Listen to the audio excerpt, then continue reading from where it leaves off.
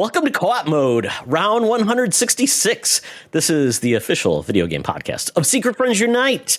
And this is going to be a fun episode because we are on the verge of video game Christmas, a new system launch, and it's going to be a fun one. And we are joined by my favorite Canardian, along with other Canardians that live along you, but you're the first Canardian in my heart. That is Mr. Mark Canardian Carabin.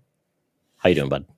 I am great. I had a very busy con weekend, so feeling a little of that like after con crash. No con crud, just a little tired, but otherwise fantastic, and can't wait to chat about the stuff we're going to chat about later.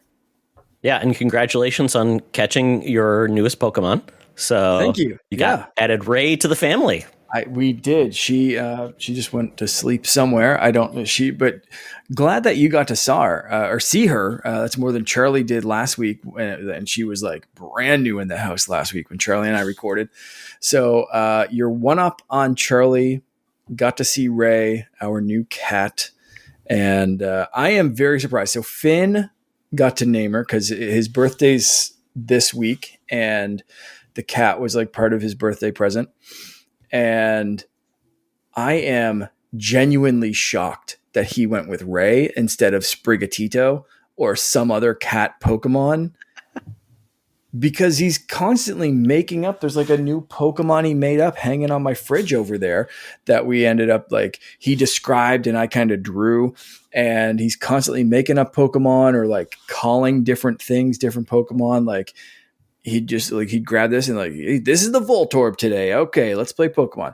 And so like the fact that we got an actual creature in the house that he wasn't like, hey, it's Meowth, and he went with Ray instead, blowing my mind. Love it. I love it. Cats are so much fun. Enjoy the fun. Get a little cat laser light. That is hours of fun. Yeah, good call. Hours of fun. They'll go ape shit. Fishing rod dangly toy thing. She loves it. It's very entertaining. No, get the laser light. Your hours of fun. Finn will just go nuts with it. Yeah. Don't let him like beam it at your eye and then you go blind. Yeah, that's not a thing. Or point at like planes. Planes have enough problems right now. Well, very cool. Let's get on a flight, Todd.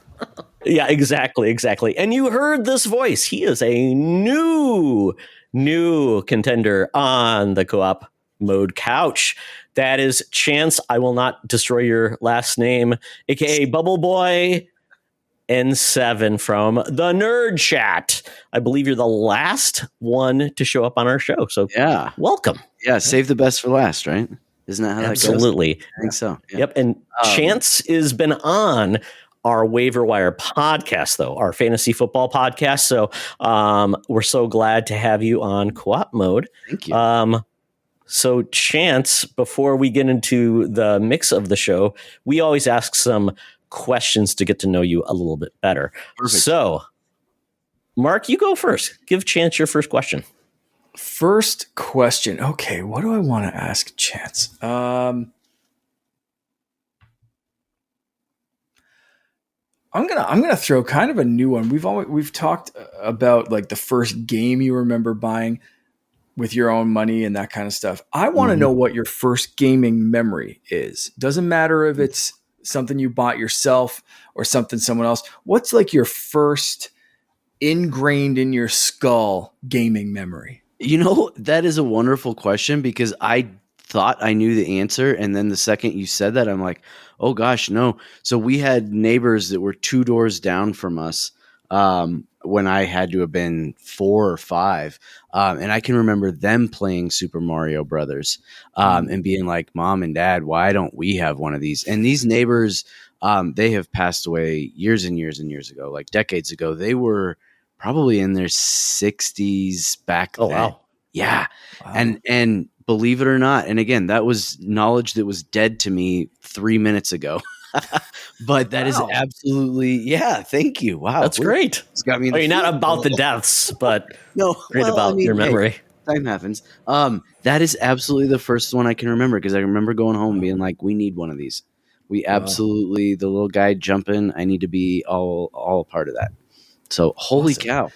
And so I'm going to follow that up with, did you get your wish, or how soon after do you remember getting that wish? I couldn't tell you. Yes, we did eventually. I couldn't tell you how soon after, because we definitely did have an NES growing up. So I just turned 40. So like right around the era. I missed Atari, but NES was definitely the first one we had in the family. So I'm in the exact same boat. Yeah. yeah, awesome. Wow, that man. So big ups to Bill and Jeannie Gwen up there. Thinking about you. Yeah. They're playing Super Mario Brothers in heaven as we Heck speak. yeah, they are. Well, maybe they got a new console up there. I hope they do. Yeah, we'll see. By the way, if you've not seen 8-Bit Christmas, it's really good. Great movie about a kid trying to get he's trying to get a Nintendo as a kid for Christmas. He's thinking back about it. It's a really, really nice. Neil Patrick Harris is in it. It's really, really cool. good. Okay. Yeah. Definitely see it. If you are nostalgic at all about the NES, it's all about a kid trying to get an NES for Christmas. Yeah. Yeah, it's great. Yep. Okay, my question is, have you ever gone to a midnight launch? And if yes, what was it? Yes. This is going to sound sad because I will say the most recent was for the Xbox One. Daniel and I went to the midnight release of the Xbox One. We got some pretty cool swag from it to over at Park Meadows, which is like the bougie mall in Denver, or outside of Denver. That was the last one. I'm trying to think before that. Gosh, it had to have been Halo 2 I did. Gosh, and that might be it, actually. Honestly, that could be it. And they've kind of like, until the Switch 2, I don't recall locally anyway there being like midnight launches or like that being celebrated. Couldn't because of COVID, right? Yeah. Yeah. So like Xbox One may have been like one of the last that big blowout kind of like come down for a midnight launch. Feels forever. Yeah, and everybody forever wild. But yeah, now everybody just orders theirs and it just shows up to your house. So now it's like, of course it's the worst Xbox console too. And so I'm like, well, of course. I mean, think of all those great Kinect memories. Hey, you want to know? I know that wasn't your question, but I'll answer it anyway. My favorite Kinect memory is every time I had that thing on, because we had it in our bedroom at the time. My wife, is that thing on? Can they see me naked? I was just like, I don't know. My streaming numbers just went up. Yeah. If that was nowadays, like Xbox Kinect cover would be like number one thing on Thingiverse to 3D print. Yeah. Like it'd just be like, little caps and stuff. Cause it's just, that privacy concern. Hilarious. Yeah. I don't think I'm ever going to come up with a question. What's your favorite Kinect memory? Cause I don't know. Maybe the Sesame Street game. All right, Mark, any other questions for Chance? No, I think we hit a couple of really good ones. Yeah, man. Right. Yeah. Right. Very good. Very good. I could ask what his favorite, football team is, but we don't have to talk about that. Yeah. No, but I did look. So I had to. Okay, sorry, you brought it up. Okay, so the Rockies. I have my Rockies jersey on because we're making history this year, people. Oh yeah. I heard about your history making experience. Breaking records. It's going to be awesome. We might be the first to do a lot of things. My hope is we're the first to get relegated. I'd love to see that system. Do you have some good farming teams around there, or AAA teams? Oh, absolutely not. We used to. Okay. I'm just saying they don't deserve to have a Major League Baseball team. The Monforts are the worst owners in all of sports. And let's talk games. You know what? I really wish like relegation was a thing in more sports because I feel like there are some AAA teams, even hockey, and even like USFL teams now. Why not? Come on, let's go. Let's go. Oh, well, very good. Yes. I can't wait to see the Rockies do what the Lions did. Unfortunately, I won a game, so we'll see how it happens. So with that, Chance, we're going to get into a lot of things this episode, but we have a very interesting episode ahead of us because we're going to ask some strange questions and making some weird predictions. But with that, Mark, we got to pay the bills and we got to thank some awesome people. Absolutely. We have to thank all the amazing people that support us over at patreon.com/secretfriendsunite. You can join these people for a week for free, and then your first month is 50% off. You can join for as little as $2 a month and get some exclusive shows, no ads, Discord benefits, all that stuff. Again, as little as $2 a month, $1 for your first month. Crazy. And try it out for a week for free. You can join the amazing people on this list, including our besties tier, Derek Trevelyan, aka the Figure Dude, Francie, Xbox Expansion Pass, and Charlie's Uncle Tim. Friends with Benefits tier, we have John Sedorf, Brendan Myers, Corey in HD, Matthew Keel, Kurt Krug, Tanya Lee, Chipotle Bear, Famous Seamus, who I ran into several times this past weekend, and it was amazing as usual seeing that man. Did he have his amazing bag of holding for all his swag? Yeah, he definitely did. I asked him a couple of times, and he actually there's a message waiting for me on Discord of all of the things that he bought. And it was 3 pictures, and I know he also has some digital commissions and stuff. So he is an absolute madman when it comes to supporting artists at cons.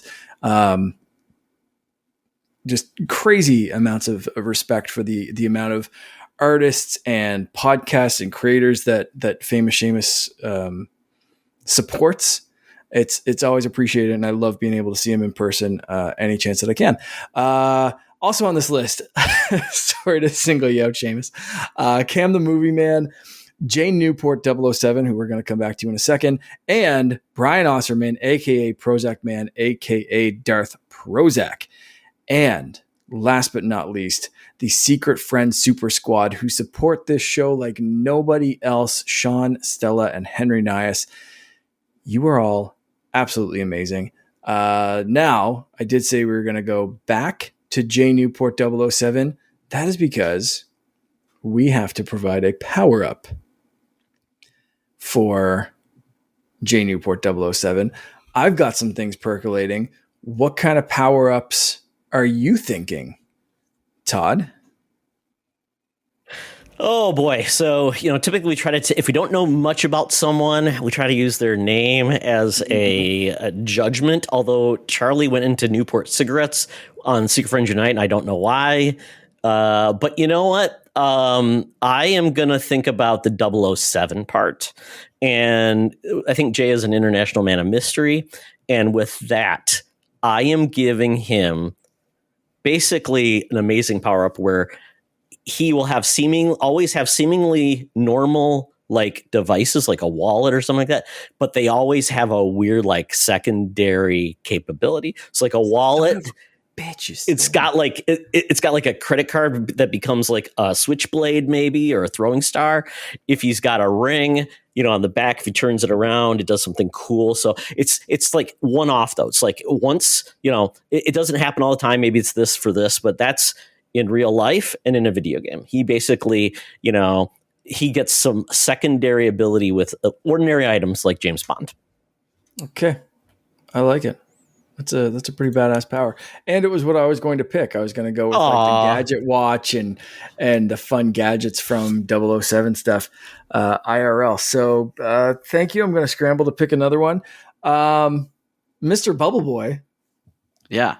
What you got on the mind? What do you think of a good power up? I mean, it's hard not to relate it to cigarettes. I think like it just feels like it's got to be something there. So how about hit this cigarettes that when you smoke them, you get healthier. That's never gonna be a thing. That never what has. Was in Metal Gear Solid? What happened when Snake smoked a cigarette? Did it make him killed your health or something? Health got better or something. But yeah. So you can cure disease with a puff of the old cancer stick. So that is somebody's health. It's like old grumpy old dude. It's liquor makes him stronger, and cigarettes make him healthier. Increases stamina. Hair of the dog kind of. That's right. Yeah, I like that reverseness. I like that too. Okay, I'm going to choose. I'm gonna stick with the 007 stuff as well, and I'm gonna go pretty simple with this one. It's the ability to slow motion walk away from explosions without getting injured. Oh, okay. That's a very Just seems like a very James Bond style thing, whether it's in real life or in video games. If there's an explosion, you're always kind of nervous because you don't know how explosions are going to work in video games. It's like sometimes there's no friendly fire and you can explode and stand in the middle of it. And you're just like, this is fine because I planted it. And other times it's like, uh-oh, my head used to be here and now it's over there. Shoot. Doesn't matter for J. Newport 007 anymore. They can always slow motion walk away from explosions without getting injured. So as long as he's turning around, he's okay. It automatically, if he will be injured by an explosion in a game, it automatically goes to a cutscene. And in real life, yes, he'd just be compelled by some force of nature to turn around like, I think I should turn around now. And then the explosion just happens behind him. Slow motion. It waits for him to turn around.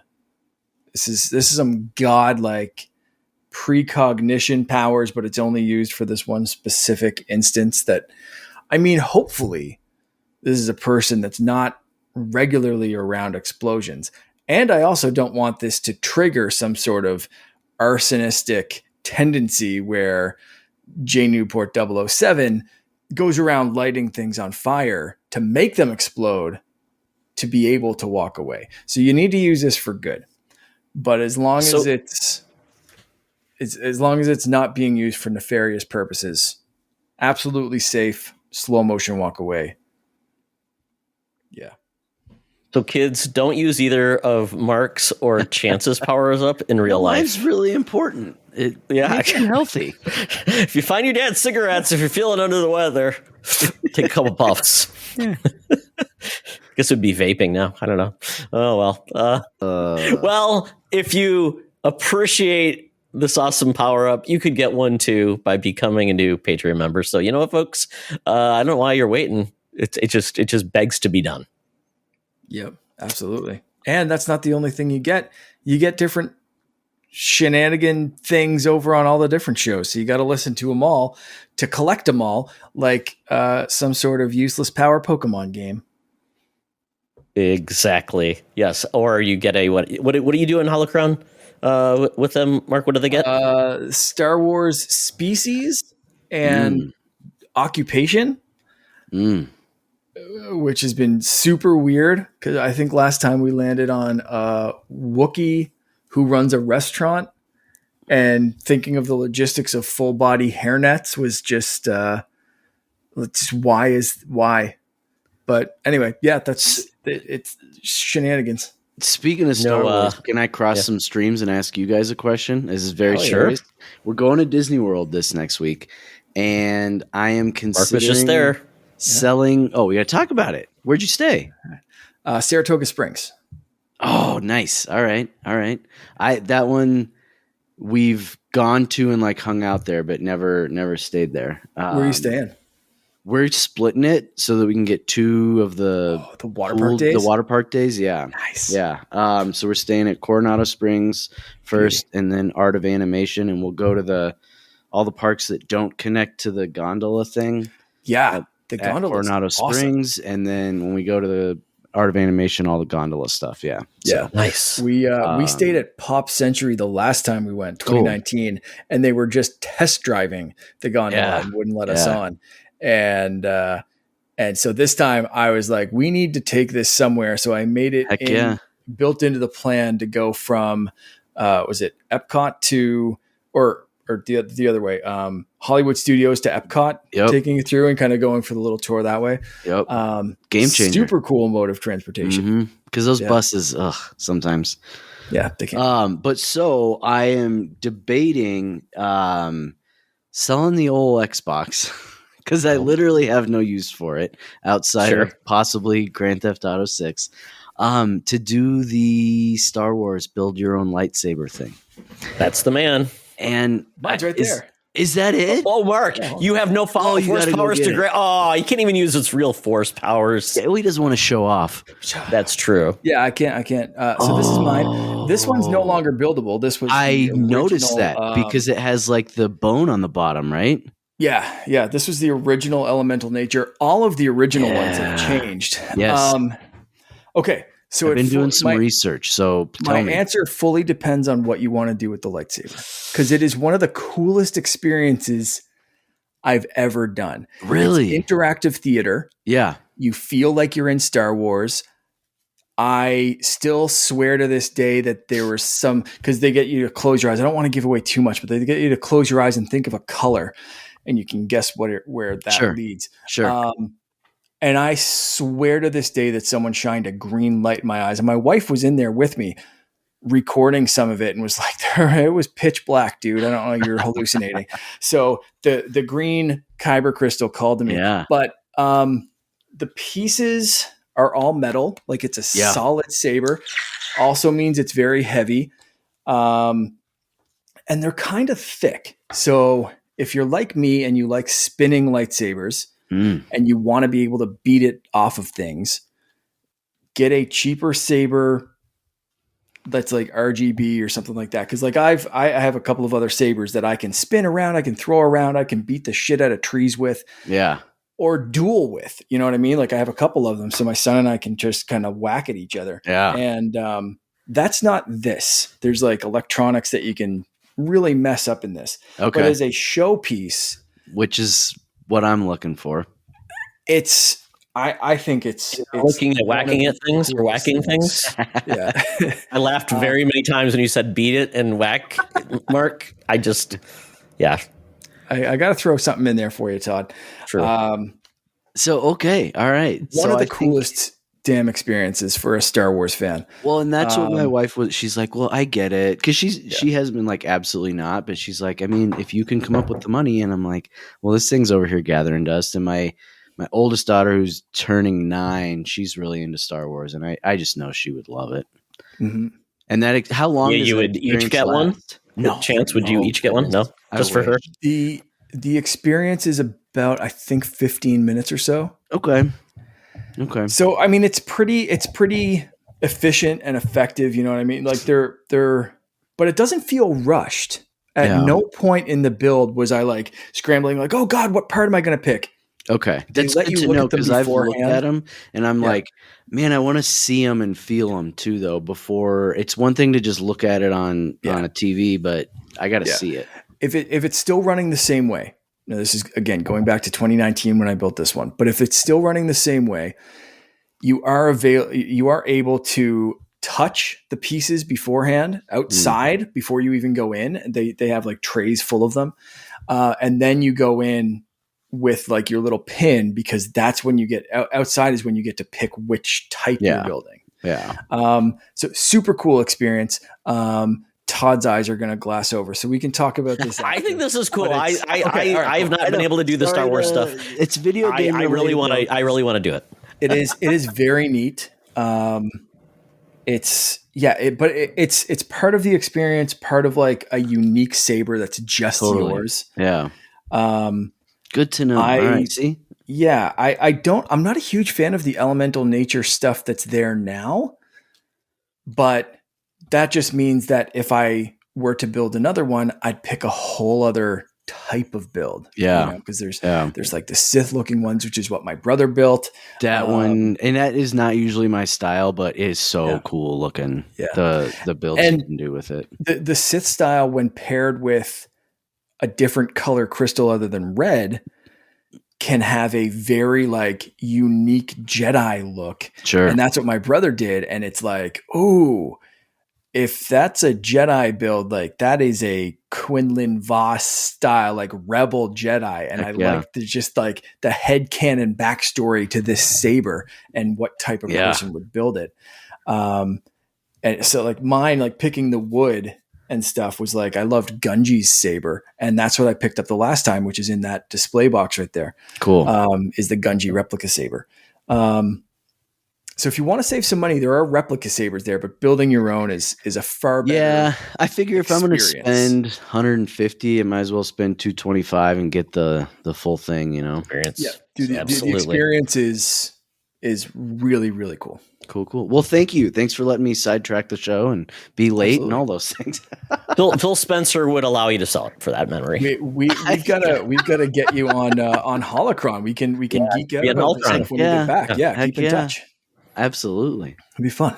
Well, very good. Glad we had that little segue. So those of you who are still listening for more video games, we're going to get into that very quickly. But before we do that, we are going to have a video game centric segment, which is buy, rent, and return. And because we are at the end of the life of the Switch, I decided let's talk about like the last first party game that was going to be on a system where you could not play it on another system. It was kind of like the old days when you got to play those games because the new system's not going to play it, won't be available. So you have to make it count. And sometimes the last game was either a banger or a slanger, I guess is the opposite of a banger. So with that, I'm already getting crap for my rules, which was could not be backwards compatible or cross-gen, meaning if it was playable day one on the next on the next gen, then it didn't count because essentially then that game is not kind of its swan song. You're getting a better version probably on the next box. So it kind of feels like a cheat, like Breath of the Wild on the Wii U versus Switch, right? I mean, yes, it was its official last game, but how many people kept their Wii U just to play it there? Nobody. So that was now if a game shows up a couple years later as a port or something like that, I'm fine with that. So, and I know Mark is going to kill me. So the games I picked, The Last of Us on PS3. I know, yes, this game has been remade many times, but did not get on the PS4 until almost a year later, where they actually had to make a game. They added the extra content in for that release too, which did not occur on the original Last of Us. So it actually was a different version, quite honestly, with more content. So State of Decay on Xbox 360. I thought this was on Xbox One day one. It wasn't, because Xbox One did not have backwards compatibility at day one. So a release did get dropped about Year 15 months edition or something. What was that one? Well, I can't remember. It was Xbox 15 months One. after the Xbox One launched. So it was quite a while after. Yeah. Wow.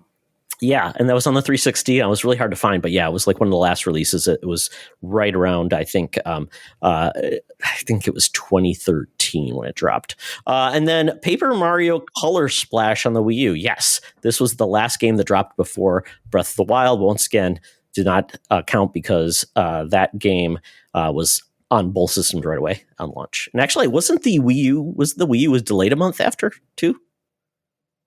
You're asking the wrong guy. Was it day and date or not? I can't remember. I thought it was like delayed.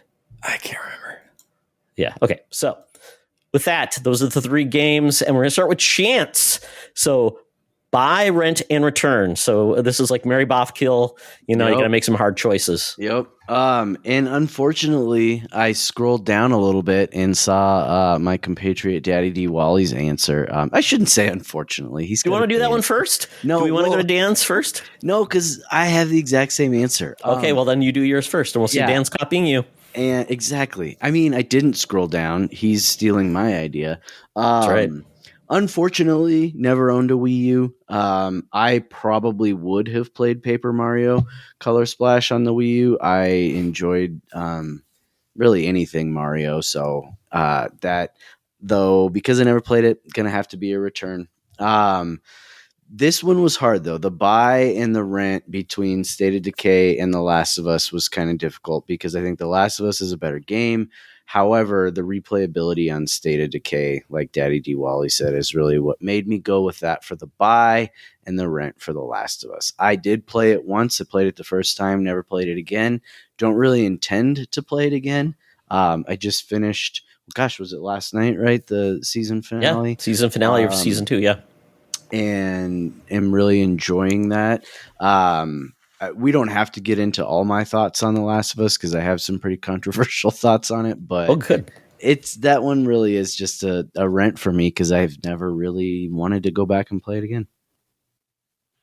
I did try playing it again, just with whatever the most beautifulest version was, because I was watching the show and I'm like, I only played it the one time. So I'm like, It's been 10 years or whatever since the game came out. So I'm like, I should just see how it compares. And I did. And I'm like, yep, they got it. I don't need to play anymore. Yep. So that's my answer, which happens to be identical to Daddy D. Wally. Yeah. All right. And I can say what that was. He said, buy State of Decay, great replay value. rent The Last of Us, Joel is selfish, one and done game. Ask Dan what choice he would make about his children, then he would lie, because he also would not sacrifice his children for the greater good of man. And then Return, Paper Mario, didn't play, but I'm starting to think most Mario games play the same. And I'd say he's wrong, because this game is far different than a lot of other Mario games. This one was not and it's funny because I thought, well, so this never got ported to Switch. Probably a reason why it never got ported to Switch, along with Star Fox Zero and a few other games, I guess. There's not many left, but Double Dash. That's one of the few. Yeah. The Devil's Third. I mean, come on, that classic. No, that you don't want that game. I call it Devil's Turd because that's so great. But it's one of the most valuable Wii U games if you ever bought it. Is it really? You kept it? Oh yeah. It's low print run. Yeah, it's way up there. Okay, Mark, what is your choice? And I don't want your spite. Anger. I'm gonna get a tiny bit of spite because I'm going to return The Last of Us. Ooh. Because I think that your rules are bullshit. And I think... we don't normally permaban people on the show, but it might be time. When I think of a Swan song, I'm thinking of it's only available on that system. So I think there are better ways to play The Last of Us. And I think those, why would you bother worrying about the PS3 version? It may have been a Swan song at the time, but I think time changes that decision. So I'm leaving that and I'm playing the better version. State of Decay is getting a very similar answer, even though I think State of Decay probably should have earned the return spot here because it was instantly backwards compatible on an Xbox One. You could just put that disc in. No, it was not. You couldn't? No, because remember, Xbox One did not launch with backwards compatibility until 2 years later after they had the debacle. Oh, this did get a port 15 months later. That's why it didn't get the BS. So playing fair rules. And it was original Game Pass title too, wasn't it? I think it came out on Game Pass. Yeah. Okay, so either way, that's still getting the rent.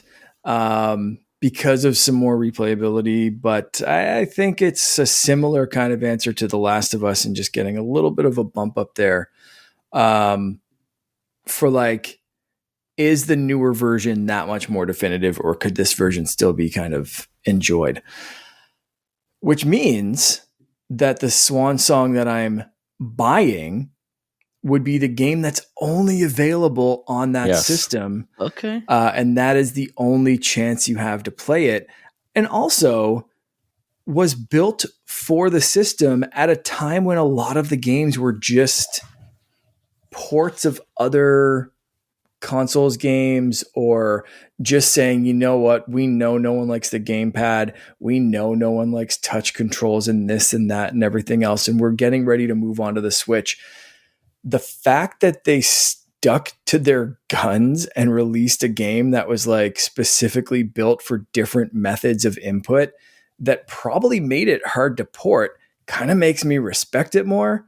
Kind of makes me I've been playing a lot of 3DS and DS games over the past few months, as I've talked about here a few times, and playing those systems kind of makes me appreciate the Wii U and how many games were ported over, but then really, really appreciates those games that haven't been, because of these kind of reasons of you just straight up can't do this shit on anything other than a Wii U.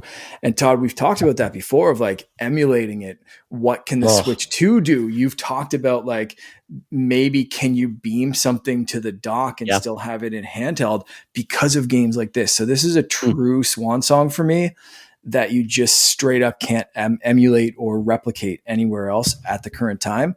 So that's why Paper Mario Color Splash, even though it's definitely not my favorite game of the series, is getting a buy this time. All right. Yeah, it's an oddity that this happened, and it's kind of funny. It makes me think about the last real game I played on the Wii U was Shantae, which is a great game, but you can play it everywhere. Yeah. So that was my great experience at the end of that system. But I have that whole series on my Switch. Yeah, that's definitely not something I'm considering. But what's the best way to play Mass Effect 2? The Wii U. Of course, it's the only Mass Effect game on the Wii U, which is just so odd. And then we get like I played Batman Arkham Origins, which I love that game. It was great on the Wii U. So there's sometimes really some good things. Yeah. Like we're going to see on the Switch too. We're going to see a lot of unique ports with unique Nintendo things added in to make gives us value. So, so very quickly for me, this is very easy. The Last of Us on PS3. I remember that was the last game I played in the PS3. It was, to me, it was like, hell, oh, this is crazy. Reminded me when God of War, what God of War was it? That was the last game on like PS2. Also great, a great way to end it. 3 probably, right? And, eventually, the PS3 ended backwards compatibility. So some of those games did get trapped on the PS2. But yeah, love The Last of Us. And once again, I did not touch that game on PS4. I eventually played it again on PS5, just because I wanted to see how it compared. And, it was great. But my memory is The Last of Us still looked amazing on PS3. So, and then State of Decay, I'm going to say Return. It's not because I have any ill will against the game.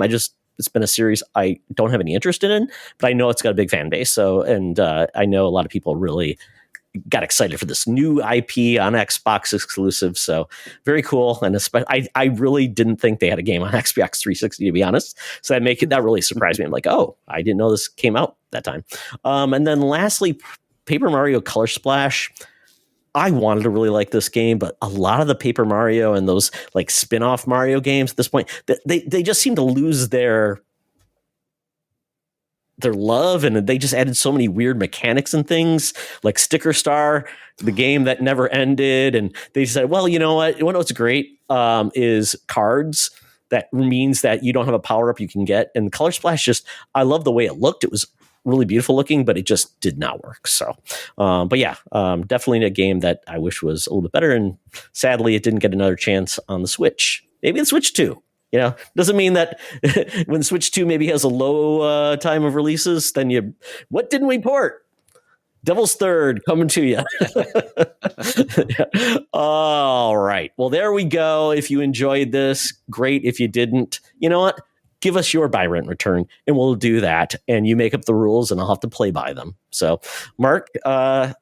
I mean, if you wanna do a spite Todd, go ahead. Next week is yours. Or Chance, if you want to also send it a request to, by all means, sure. I like that too. I did realize, Mark, last episode, I didn't include the questions that we had. So we ran out of time. So really quickly, I thought we'd hit these. So I'll hit Brian. He had his buy, rent, return, but I get to the bottom.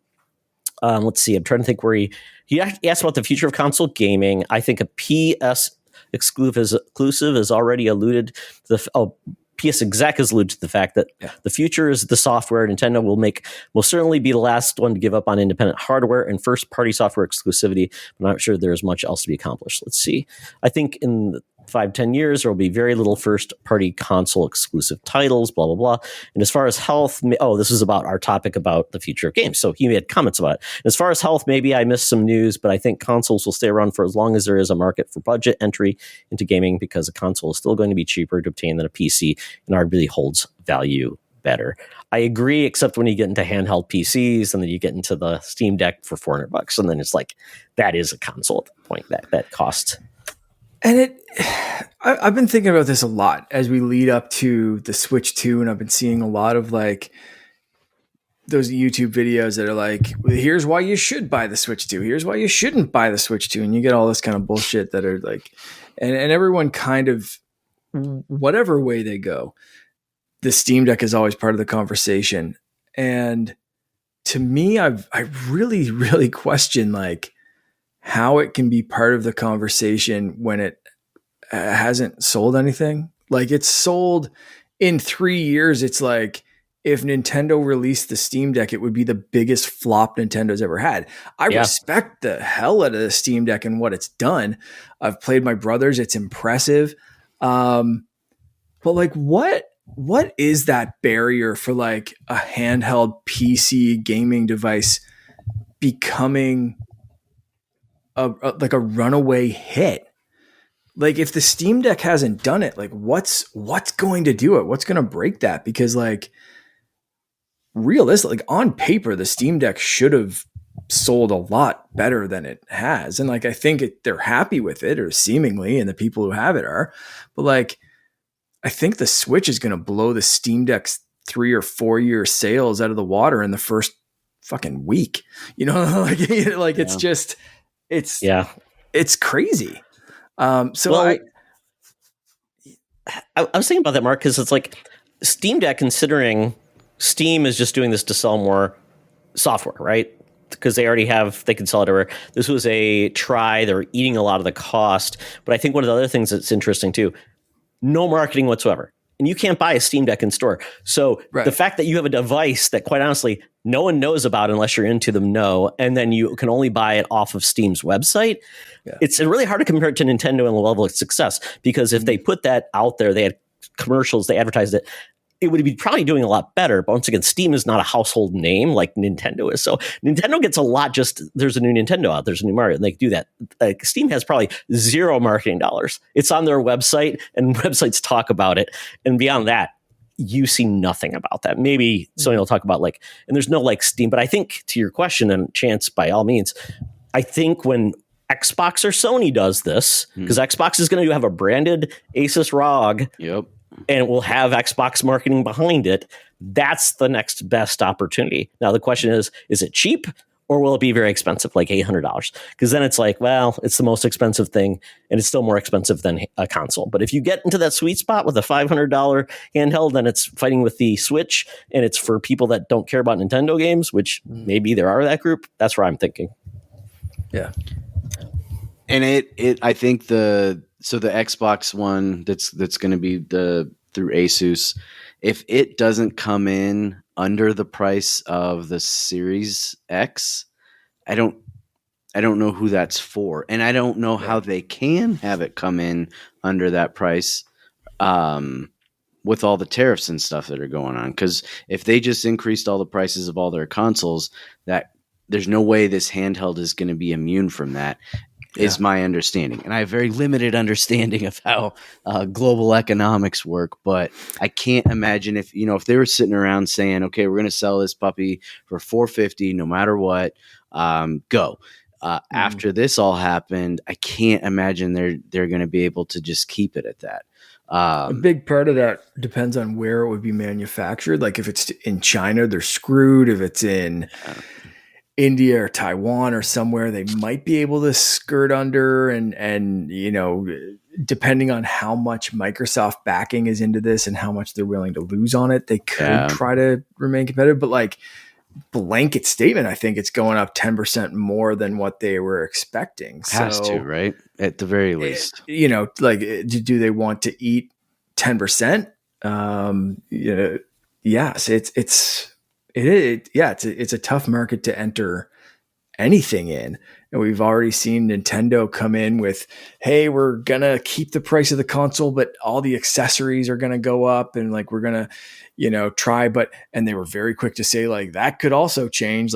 This console might be the pre-order price, and then everyone else who didn't pre-order is going to get a more expensive one. Yep. And we're a week away from launch or so. And we so far haven't had any price increases, but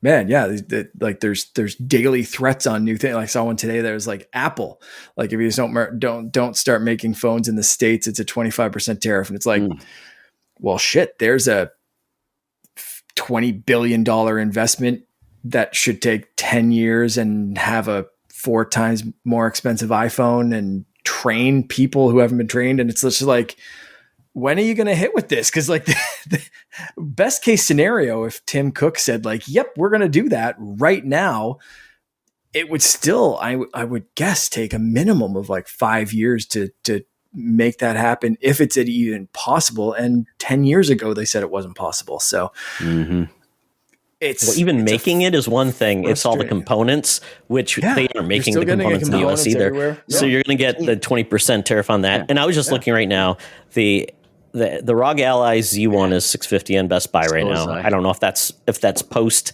tariffs or not. I can't remember, but I know sometimes it'll go cheaper on a Best Buy. But I looked right now. This is very weird. So Xbox did raise its prices in the US with tariffs. Right now, it is, I believe, the original Xbox Series X right now is $600. But I'm looking at Best Buy. There's none available, so I don't know what that means. Interesting. And I know the 2 terabyte special edition was 700, but right now, yeah, I see the only options you can get with the Series X 1 terabyte is fair condition 569. So obviously that means they've already rose their price. So now it's a weird way. We're in a weird place, but I think, Mike, you're absolutely right. Switch is not going to have any problem. I think their biggest problem is they're not going to be able to sell 5 to a household anymore. And that has been their biggest challenge, right? Because they've been able to sell 2 to 3 systems per household. Even you talked about, hey, we're going to probably be a 1 Switch 2 family. And my son is going to keep our Switch for just playing with his friends, and we can share games on that, which is good. With that, it doesn't have to be local Wi-Fi and do that stuff, but at least we can do that. So it's good. Yeah. I wanted to jump on the next question really quick before we get into what we've been playing, because obviously we've been in this pretty long. We haven't even talked about like what we've been playing.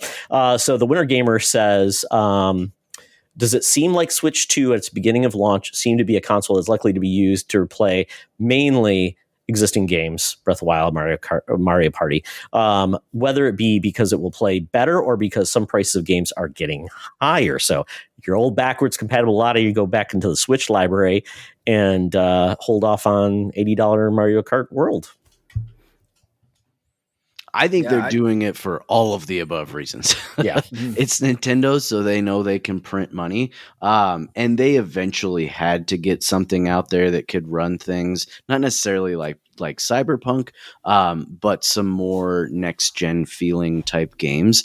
But everybody that I know that has one, which was all 3 of my co-hosts on the Nerd Chat, not a single one of them is necessarily excited about any of the brand new games one person is outside of for Metroid, right? Is that what he's hoping to play? That's not even a launch I think it's title. anything. Yeah. No, but I'm saying he's excited for it. He's not excited to play it like Mario Kart. I can't even remember what's the iteration they're on now. World. World Tour. He wants to Just Bacon's excited. He's excited to play all of his backwards compatibility stuff. Well, he likes cutting edge, so it makes sense. I mean, he realized there's value in having a better performance, so I think he's not wrong. And if you have the NSO, you can play Breath of the Wild and Tears of the Kingdom the best they've ever been. So that's a new thing without for Nintendo. Achievements. Without that also have achievements.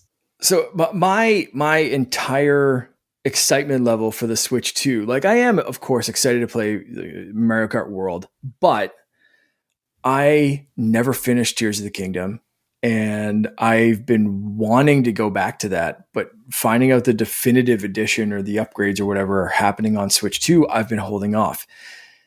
I just bought so Hogwarts Legacy. They did the whole thing about talking about the differences between, like, they could have just ported the Switch version, but they kind of started with the next gen version and dumbed it down enough to work on the Switch 2. And then Hogwarts Legacy Switch went on sale, and then the upgrade pack was pretty cheap. So I ended up getting the Switch 2 version of Hogwarts Legacy for like $20 or something like that, or $25. It was ridiculously cheap. And so I'm looking forward to playing that, because I tried it on the Xbox, and like my wife played the hell out of it on Xbox, but it didn't keep my attention on there for whatever reason. But I think being able to like have something on TV and just kind of pick at it might get me to play more of that game. Sure. So I'm really looking forward to that. I've said it before, and I'll say it again here. Like, one of the things I'm really, really looking forward to again is Fortnite on the go, Fortnite in my hands. I used to play a ton on the Switch until, whatever it was, chapter something or other, when the graphics kind of took a jump and the Switch really, I felt, fell behind. I deleted it off my Switch. It's available on like phones again in the States, but hasn't hit Canada for whatever reason. So like, really? Okay. Switch 2 is going to be my default mobile version of Fortnite. And that's going to change the way I play that game, being able to, again, have something on TV, and just kind of like pick along at those weekly challenges on Fortnite or like check the eShop or whatever. It's going to be a cool, refreshed way that I think is going to make me excited for very specific games to revisit that maybe I won't take that chunk if I have a 2-hour chunk once everyone's gone to bed and I want to sit down and play something that's like big and cinematic and I want it on the big screen. But there's going to be those games that like, I don't really care if it's on a tablet in front of me. I just need to be able to pay enough attention to pick at things. So I'm very excited for exactly this stuff. I think for myself, very interested in the GameCube content coming. That is only going to be on Switch 2, which is very fun. There's some really great GameCube games, and I think the improvements they will be adding in will make it even better to play. And then the other thing, I am excited for Donkey Kong. I mean, that is my game. So excited for that game. And then I will get in Kart, of course. But I think with Kart, it's the first Mario Kart I feel like, rather than just, my son, I'll play a little bit and then I'll move off. The fact that this feels more like a platformer with goals and objectives versus just getting races, to me, that feels like they're finally reaching out and adding more of a goals and objectives beyond just racing well, which I'm not a good racer. So doing things, finding things, doing rail grinding and doing platform with the car. And like, that is my jam. I'm not a good racer and that is not enough for me to keep engaged with the game. So that's mine. I don't know how often you check or if you check at all the Nintendo Today app, but they showed off like a little video of one of those Mario Kart World challenges and they look tough. It was like something stupid, like weave your way through the cows and make it to the finish line. And even in the video, they failed the challenge. So it's like, were they purposely screwing up? Like, to me, that's a weird marketing choice. So are they setting up the expectations like you're going to try these and fail and have to do them over again? But like I don't know. It's a weird thing for Nintendo to show a failure, I think, in their marketing. And usually for trailers, quick videos, that kind of stuff, it's like, here's the start, here's the goal. Mario gets along fine. Nobody dies. Everything's great. Thumbs up, fireworks, join this fun celebration. This one, they're like, hey, you think this is going to be easy? You think you're just going to dodge, dip, dive, and dodge through these cows? Think again, sucker. You're going to fail this one. Try again. Like, it's a very different marketing kind of feel. So, I think that game's going to be a challenge. Mark, that was me playing it. Nintendo said, let's reach out to the worst player in the world. Gotcha. Okay. And they'll make other people feel better when they destroy you. Like, okay. You're welcome, Nintendo. Yeah, perfect. Well, very cool. Thanks for the question, guys. Sorry we didn't get these in the last episode. Just ran out of time. So we want more questions. We really love answering them. So now, though, we're going to finally talk about actually playing games, which takes us forever just to get there. Yeah. Why we do this? Why we play the games, as whatever Dan says. We play to win the game. Yes. So with that, Chance, are you winning while you play? Always, of course, always winning. I am playing Clair Obscur Expedition 33, and I feel like I'm close to being done with Act 2. Okay. And jaw on the floor. Like, this game is absolutely blowing my mind in terms of going so far above and beyond what the expectations were. It's a joke, but it's not a joke. I call it Final Fantasy 33. So I am a huge Final Fantasy fan. 7 is the GOAT in my mind, and we can argue if we need to, but 7 is the GOAT. I have been pining for something like this since probably Final Fantasy 12, which I loved. The combat is not turn-based in 12. And really 10 was the last one to have this kind of turn-based stuff. It absolutely knocks it out of the park. What they've done, have either of you guys played it yet? Yeah, I am very early on. Okay. I'm probably right after your first companion. Cool. At the very beginning. So very early in the game. And then I look over to my right side. My son is playing Clair Obscur Expedition As we 33. speak. He is ridiculous, and he said, "Dad, I put all of my abilities into power because what's the point?"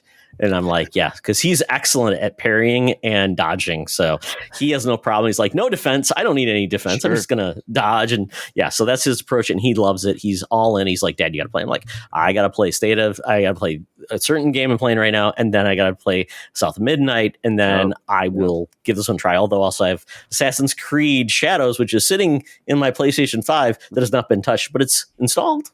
That's awesome. So I'm right there too. I did not expect. I did. Sorry, I shouldn't say I didn't expect this. When we did the developer direct show on ours, I was like, this is the one that I think I'm going to enjoy the most if it delivers the way I'm expecting it to deliver.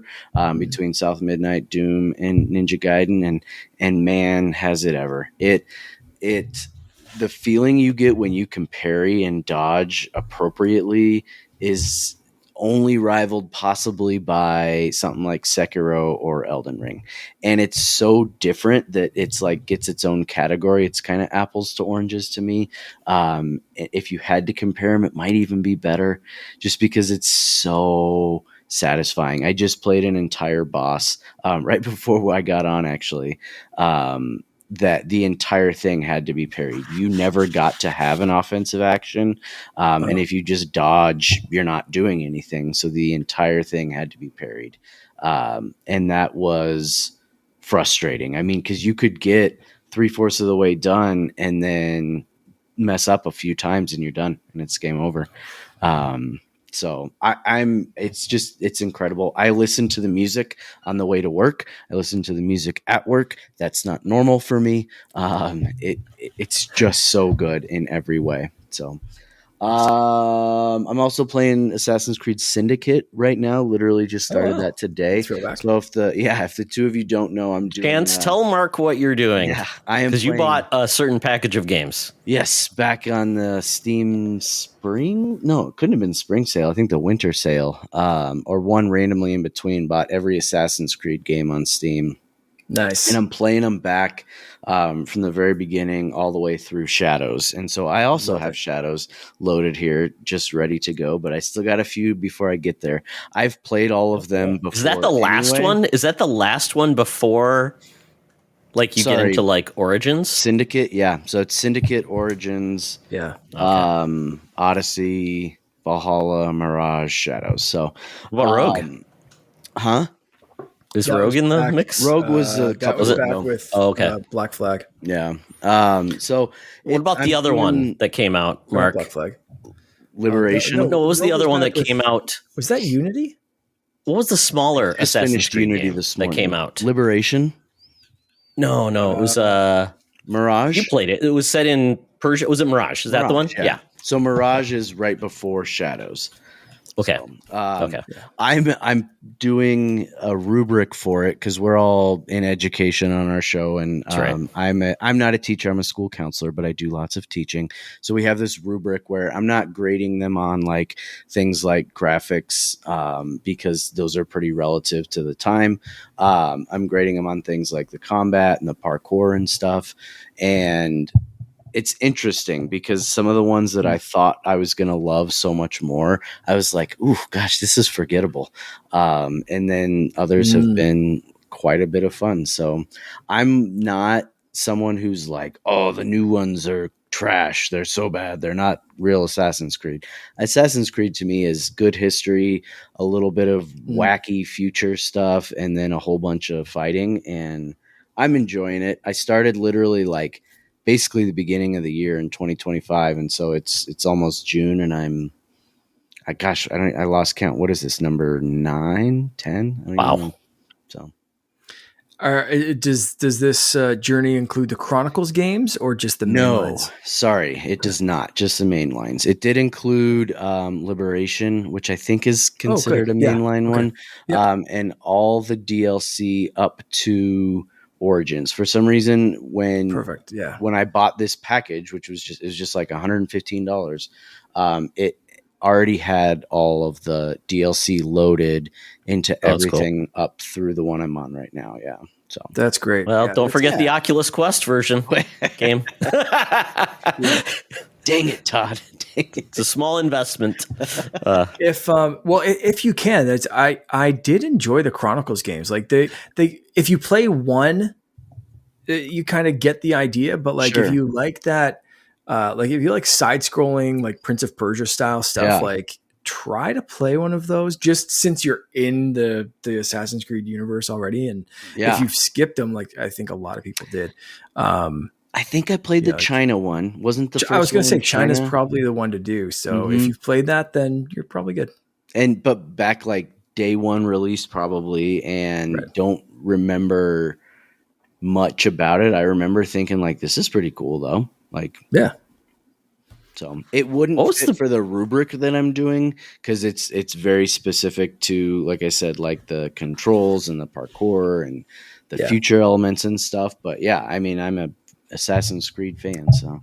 And what about the Vita game? Work more for like historical tie-ins and stuff. I'm trying to think back to when I played that one too. The Vita was Liberation. Oh, okay. Yes, yeah, and that's been ported to PC. Yep. Okay. And I had to. We were talking a little bit earlier, Todd, about just some of my struggles with changing to PC and my learning curve, and that's been part of it. I'm playing everything on my ROG Ally though, which is still PC. And man, remapping some of those buttons because they just didn't exist for some of them has been fun. Yeah, the no R2s are R2 and RL2. Why? What and is I that? had a Vita and I tried playing games and I'm like, they had devices you could buy that would like essentially act like fingers to do it. It was so dumb. I'm like, I'm out. I wanted to love the Vita, but I'm like, once that was not a thing, I'm like, and remote play, if you want to do remote play with that without, I'm like back. No. I remember having such a great time remote playing Rocket League on my Vita. And being like, this is the future. This is the way to play. This is exactly what I want. And then I fired up, I want to say Assassin's Creed Unity, maybe, and couldn't do anything without those buttons. It was just like, this is garbage and I hate it. I tried doing Fallout 4 with it and it was like, no. Yeah. Fun times. Well, the journey is amazing. Enchants, unfortunately, those newer, like, I mean, how are you replaying like the games you already played, like the more modern ones? I had already played all of them. And but so you don't have to play those. Are you playing them again, or are you? Absolutely, I'm playing them again. Oh God, or because once you get to Valhalla, that was the only game you'll be paying for the rest of the year. No, I know. 180 hours later. Dude, yes, and I'm not trying to 1,000 out of 1,000 anything. I am not. I was one as soon as they came up with and not necessarily for the achievements, but just for my own achievements. I was one that I always wanted to get 100% sync on everything because I thought those were usually really well done. I am not doing that. I don't have time for that. I tried after Revelations, I was just like, I'm spending double the amount of time. I can usually get through one in about 20 hours now, 15 to 20 hours. If I'm trying 100% sync, easy mode, acceptable sync level, golden path. Yeah. Enjoy it for the game. Don't make the game play you. I just bought the Ezio trilogy on Switch. Nice. Again, as something I'm just going to look forward, and they're not doing any upgrades or anything, but I'm just looking forward to playing that on. It doesn't need upgrades. Slightly bigger Switch 2. Yeah. Haven't even installed it. I bought it, canceled the download right away on my Switch. I'm waiting for Switch 2 to be released to play it on a slightly bigger screen. So if you like Assassin's Creed games and you haven't played any of those since their original release, you will be happy. I'm sure of it. Yeah. Oh, I love the series. Absolutely love it.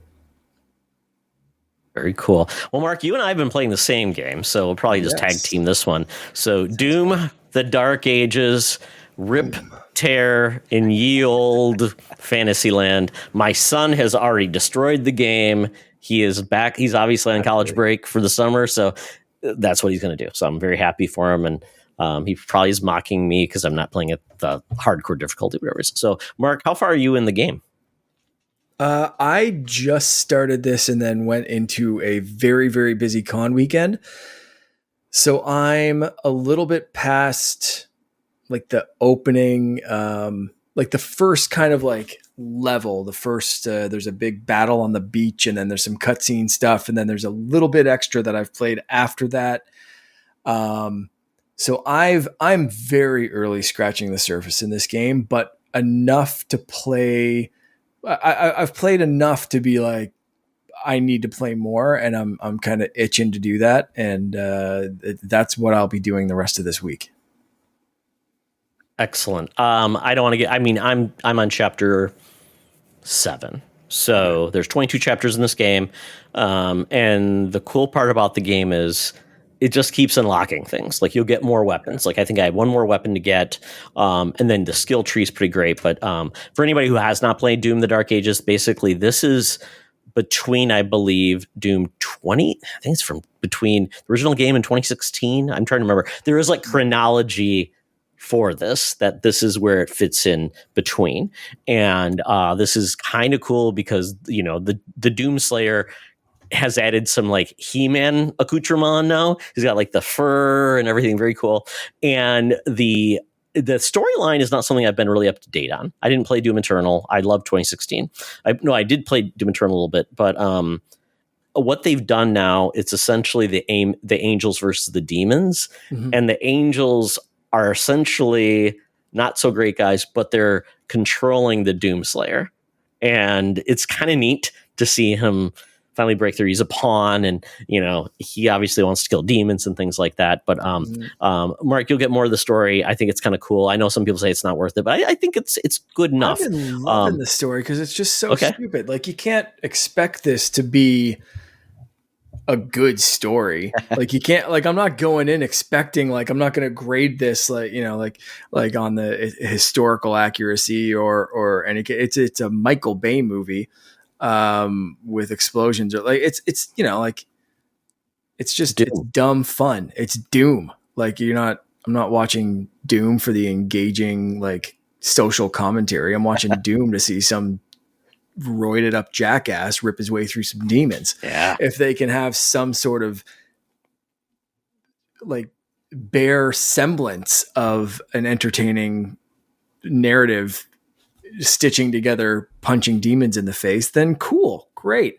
And the scenes that I've seen so far have been intriguing, have been badass, have been pretty well acted. Like, the voice acting and stuff have been very moody, and I'm kind of interested to see where it goes, which I didn't expect at all. No, and especially with you know, your main character doesn't say a word. I mean, he says nothing at all, kind of grunts, and everybody else is the one that's talking around him, which is very fun. You know, they do break up this game. Like in the past, like Doom 2016, they broke it up by like having a level that looked like you were in the original Doom, which is great.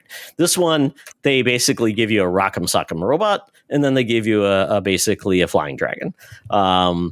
I think they are okay for what they are. They're not great. I mean, they're just fine little things to break up the palate cleansers, whatever. But it's when you get back into the combat, and it's interesting because the area I'm at currently feels like an open world, far more than I've ever had in a Doom game before, which is pretty cool, because then it's like, I got to find this treasure, or I've got to go over here, and there's lots of little things to find. And when you find the little like collectible like Funko Pop guys, those are hilarious, and they're so cute.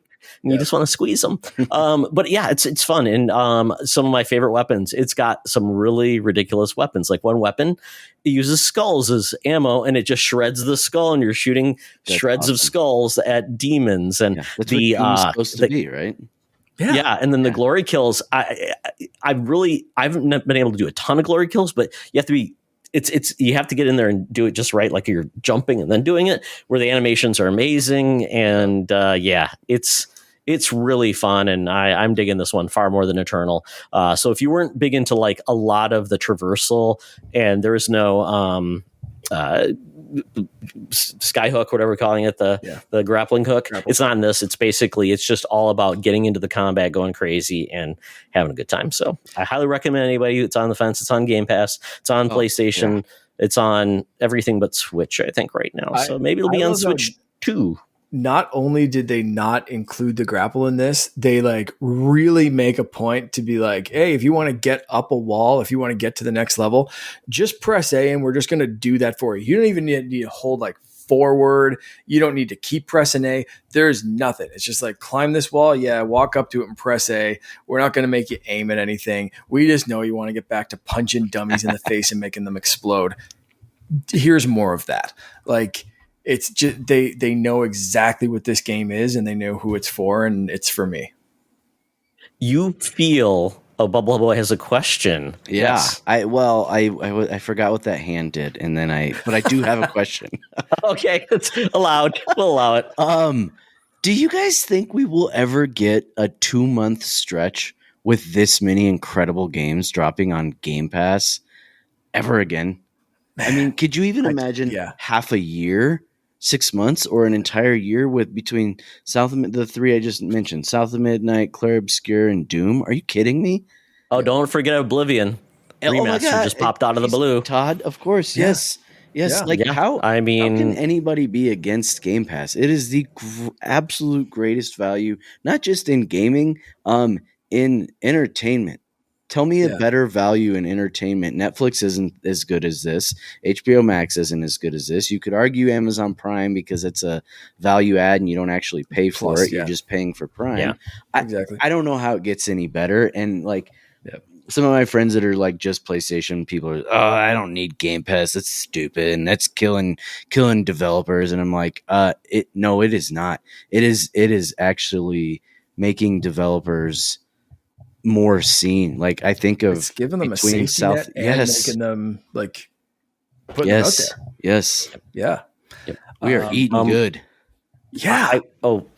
I was going to say the only thing I wish Game Pass did, which they no longer offer, is if you don't care about cloud, you don't care about these other things, or you don't care, essentially there's no way to get, day one game and date unless you get all those other things with Game Pass Ultimate on console. Yeah. Now PC is great, which when my GPU runs out, I'm just going to go with Game Pass on PC because there's no online in PC, so they can't charge you for it. And then you get day and date. I think you still get. Maybe you don't get the EA anymore. But quite honestly, I just wish once they got rid of that. I think you do. You still do? Okay. Mm-hmm. So the biggest problem is now that with the different levels, and I heard they are going to bring out more levels of Game Pass, it's going to get more confusing to consumers because you've got core, standard, and GPU. I've heard they're finally going to bring out a streaming only platform, which makes sense because not everybody has a box. And if you don't have a box, the only way you're playing is streaming. Yep. So it makes sense. There's a way to do that. So maybe it's the same thing. You won't get day and date, but you get like the standard library for streaming.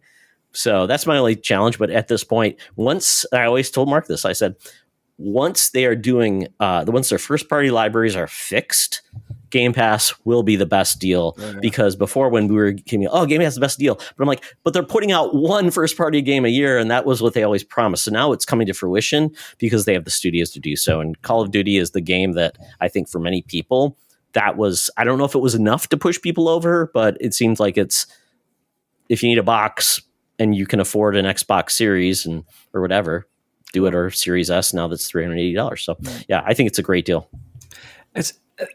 That's why the announcement of Microsoft bumping up the prices on the Xbox consoles was so frustrating. Yeah. And I talked on the last episode about like, I think they were looking at the prices and they were seeing that like the price of the Switch 2 and a bunch of other things. And they were like, maybe if we announce it at this time, it'll kind of be just like swept up in the rest of this gamer rage and all that kind of shit. But like, I don't think it really worked the way that they thought it was. And I think PlayStation not announcing any price hikes also kind of like kicked them. Like the fact that no one's talking about, or not enough people are celebrating how good the last few months have been on Game Pass, I think is a testament to like just how much they messed up that message. With the timing or whatever, like the biggest company in the world or one of the biggest companies in the world, eat the friggin' cost and let Game Pass shine for a second. Mm-hmm. Like, cause right now, if you're looking up Xbox news, they're too expensive. They raise prices. I can't believe they're doing this. And it should be like, Game Pass is on a golden streak like we haven't seen since like 360, when it was just banger after banger after banger. Like, that should be the only headline, and it's not, and that's got to be frustrating. Yep. Yeah. And then the weird part is, it's not funny, it's ironic, is Xbox sales went up for April, but most of that is attributed to buying consoles before tariffs came in, because now being more expensive than everybody else kind of sucks for them, because now it's like, well, you got to hope you can, having a streaming pass would be great, and also being on PC, which thankfully did not hit as hard with tariffs, which it could have. So, we'll see, but that's why we're going to be going into some of that with our bonus round. Hey, Secret Friends Unite, let me tell you about Zencastr. We use them for our show, and now they're supporting us. Zencastr is now the all-in-one solution making podcasting easy. It's the ultimate web-based podcasting solution. Provides high-quality audio and video podcast production and hosting. With a full suite of professional tools, podcasters can seamlessly record, produce, and publish studio-quality content, all from one dashboard. Being a creator has never been easier. And we chose Zencastr because of the ease of use, high quality output, and it makes it super easy for our guests to come on.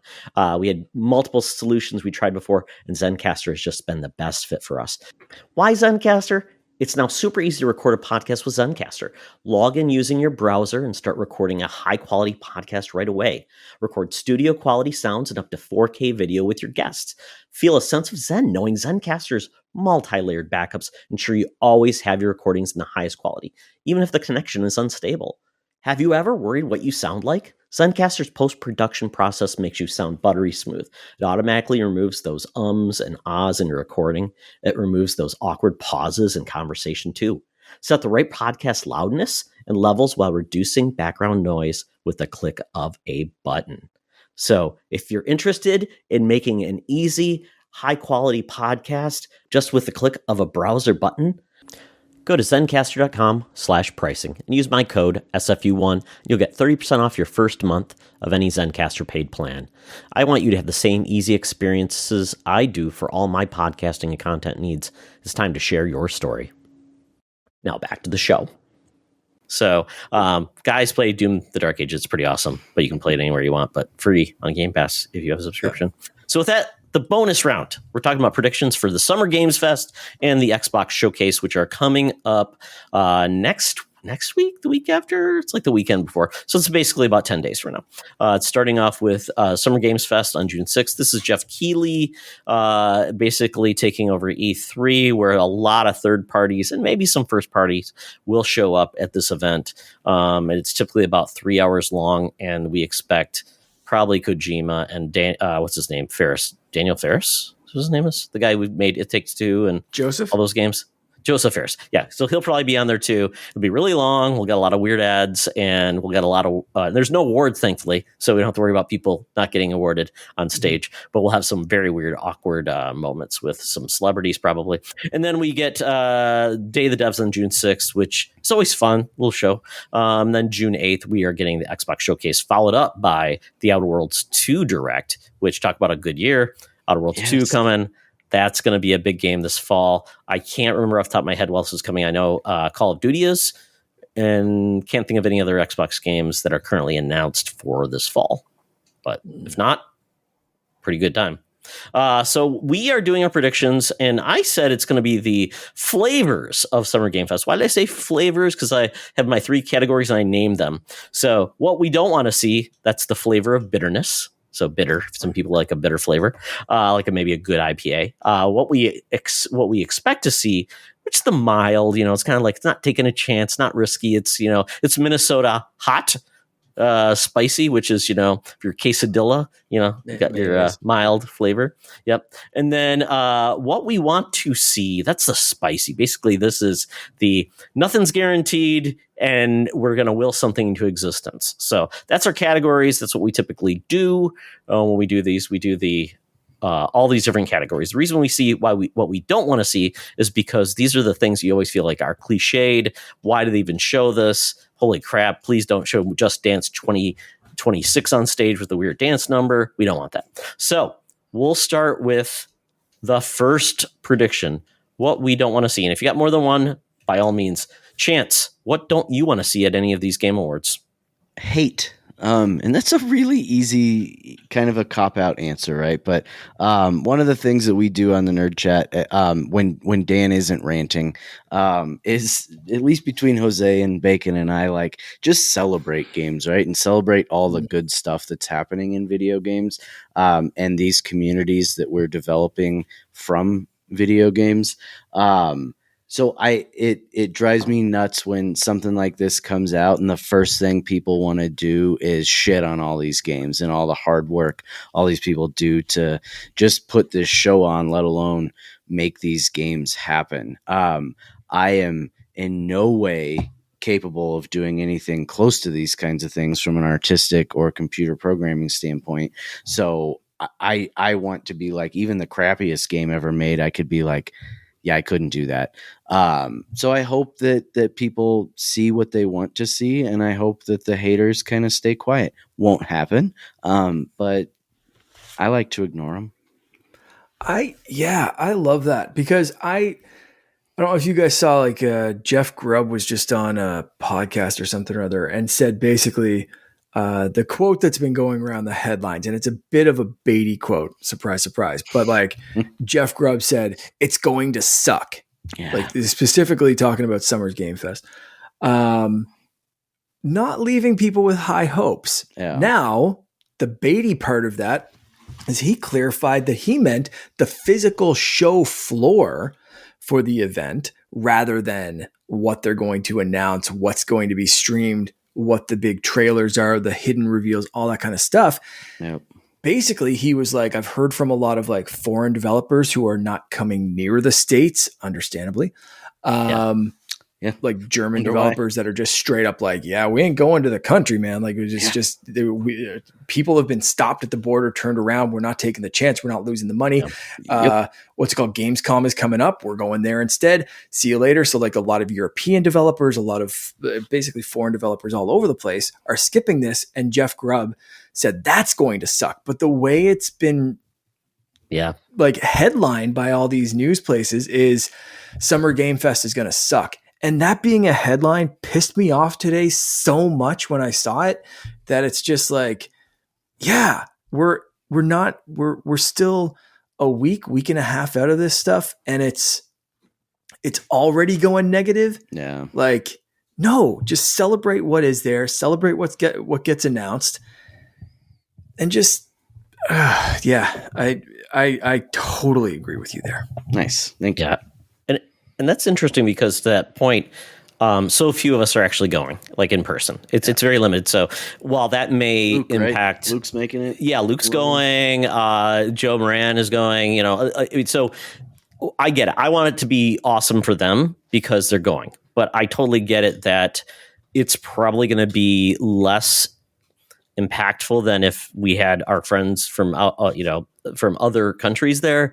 And I've heard a lot of news agencies are not even going because they're like, we want to engage with people online rather than being there. There's a Days of Play event, which is actually where you actually get to play a lot of the games, which a lot of people get invited to as well. So I can't speak to anything about the actual, like, what's on the floor, but what I'm going to see, that's hopefully. And I quite honestly, I haven't heard much of anything yet. So I'm kind of like, I don't even know what to guess will be there, what will be shown, because it seems kind of quiet right now, especially with GTA being out of the window now. It's like, is anything getting pulled in? What are they going to do? Because you don't want to be the guy that, wants to open on, I already know they said, was it Grogu, Mandalorian Grogu might be worried about opening against GTA 6, which is kind of cruise. It's kind of cool and interesting that we would even be talking that, but might be true. Cultural moment, and I'm excited for things that are going to fill that space. We're not talking about the excitement; we're talking about the negative. So,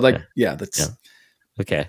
So, okay, let's get some hate, Mark. Let's get some bitterness going. What don't you want to see? And this is, like I said, it doesn't have to even be negative. It just, what don't you want to see that you feel like maybe doesn't add value or just something said like I that? don't. I agree on not wanting to see the hate, but I'm going to toss a little bit of hate.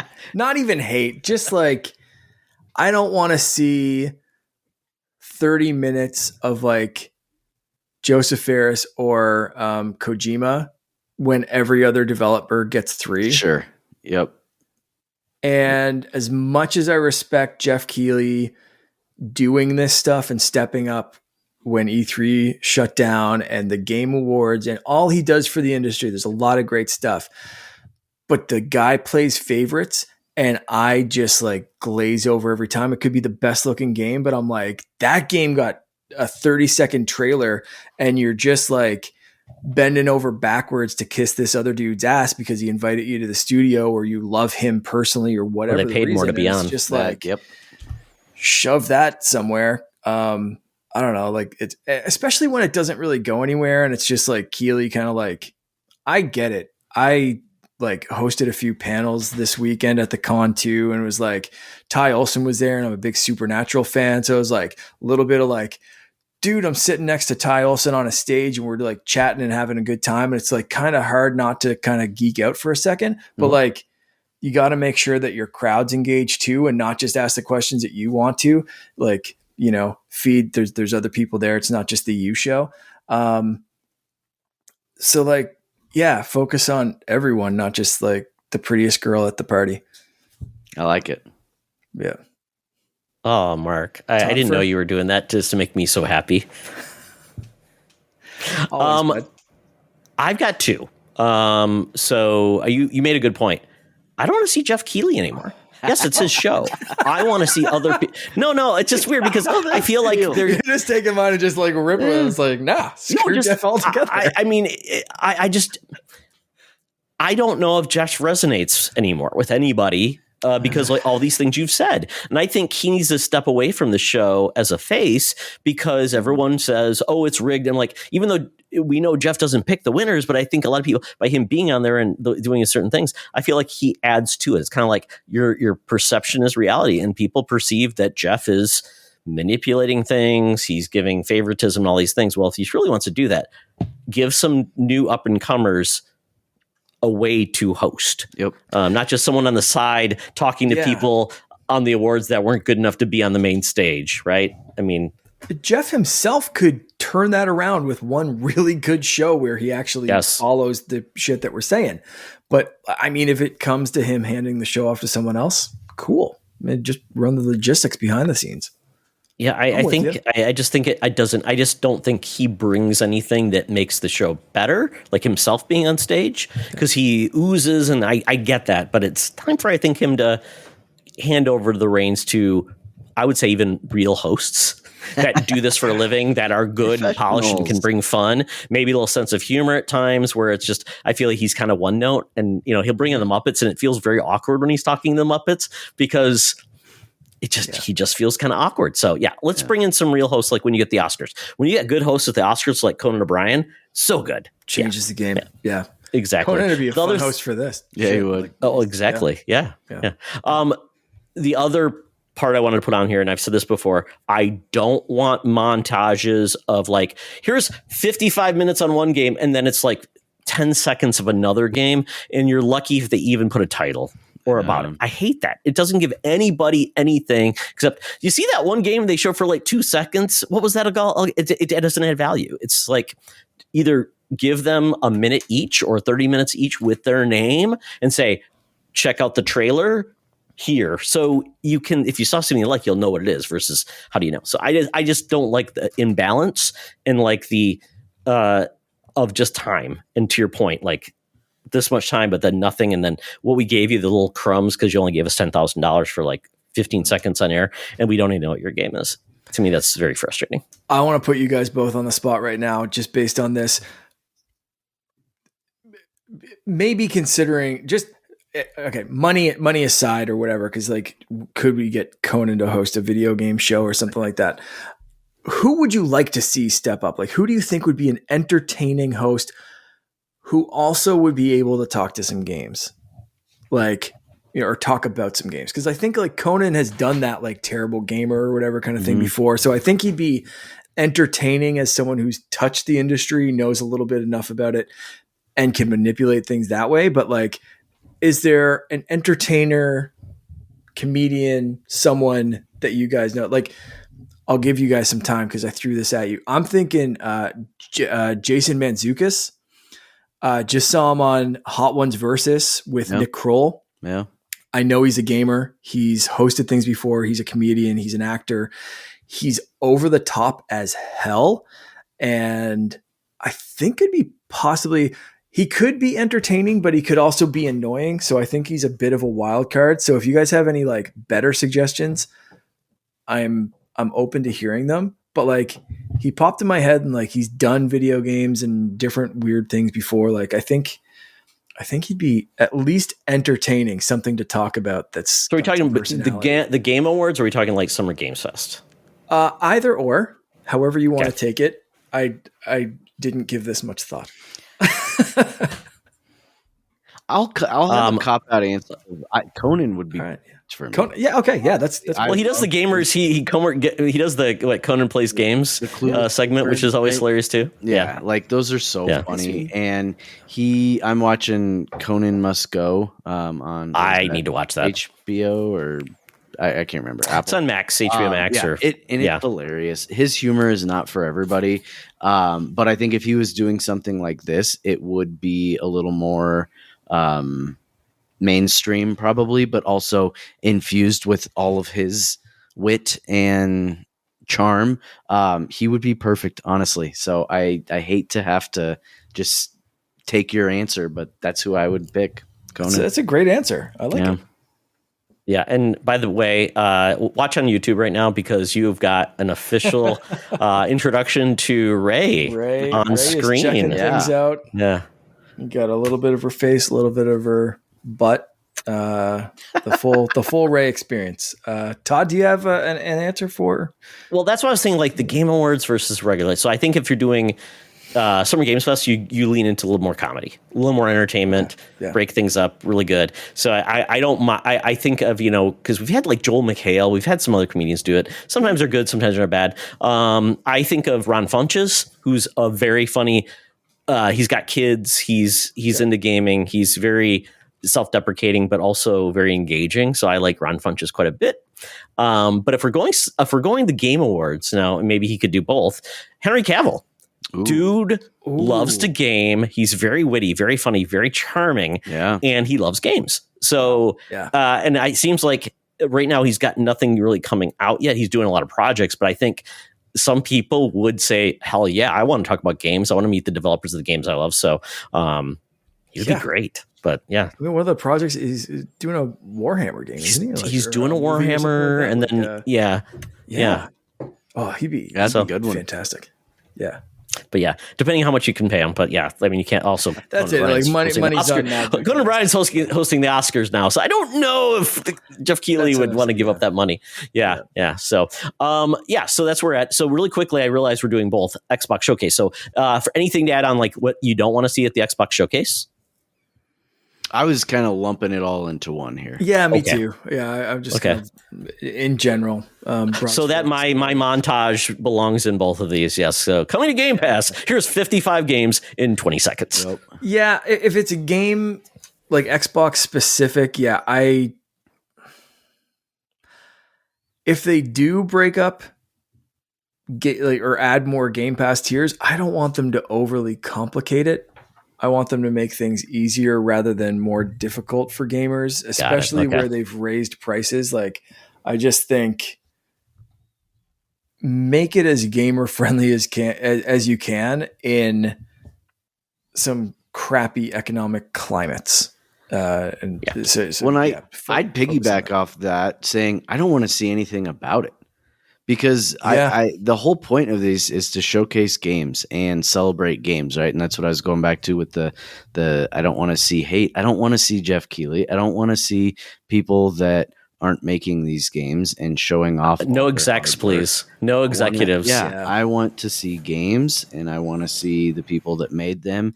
If that's what they want to do, and they feel like that's what's going to sell their product more, I don't. Even if they were going to say, "Hey, coming soon to Game Pass, a new tier that is." Unless it's going to be free or like $5 for Ultimate, I don't want to see it. I don't care.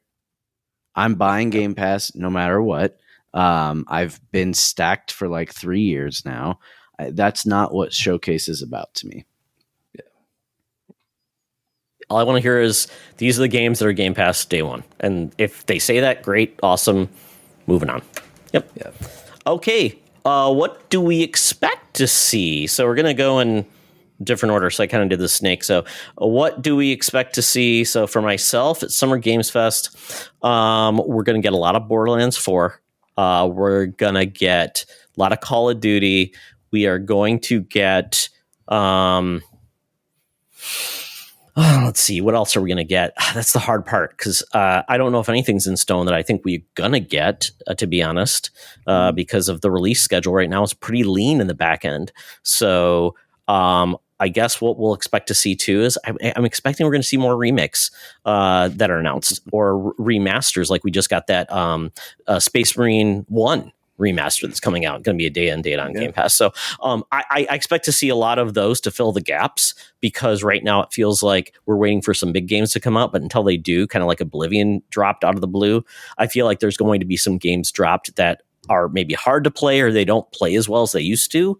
And coming to this gen of consoles. So especially with Switch 2 coming, there's going to be a lot of games that are coming out for that. And it's like, well, since it's prettied up for Switch 2, here's the better version on modern day consoles too and PC. So yes, this is so much fun, guys. Sorry, we're just seeing a cattail. It's so much fun. I love it. My cat would be doing the same thing, but would crawl up on my lap. Yeah. Aw, keyboards are always comfy, is what I've learned. Yeah, I have my laptop kind of like raised and sideways, so she can't do that. But she is finding a comfy spot directly in front of me because usually at this time of night, we've only had this cat for like a little over a week. So usually this time of night, we're kind of like cuddled up together on the couch. Oh, yeah. She's like, dude, what are you doing? And she's, yeah. Oh, that's so cute. Oh, that's so wonderful. Yeah, watch the YouTube. Once again, you're only seeing this on YouTube. I can only say it's so cute and make you think of what I'm saying is cute. Or just pretend he's talking about me. Yeah, exactly. Like I said. Okay, so Mark, what do you expect to see? I expect to see Ninja Gaiden. Okay. Ninja Gaiden 4. Still scheduled for release this year. Oh, that's right. Yeah, that's Game Pass. Yeah. Mm-hmm. I also expect to see some more at some point about Project 007. It was teased at the Switch 2 showcase, which launches the same week that they tease it on the Switch 2 thing too, right? And they can show it off for everything. And it's one of those things that they're like, we teased this a few weeks ago. Switch 2 just came out. Let's talk about Project 007. So I expect to see that. I expect to see, I'm hoping we see more about Star Wars Zero Company. Maybe I'll save that for the next thing. I don't know. Cause I really don't know that one's up in the air. I see a lot of this is like I want to see stuff. What right? you like want. I was going to just say like Wolverine, but I feel like Sony's going to save that as a state of play or it's not going to happen. Right. I'll throw one into this category, especially for Summer's Game Fest. I'm going to say Silk Song is making an appearance. Oh, that's what I expect. Interesting. Okay. Yeah. Okay. Yeah. Again, because remember when too hype.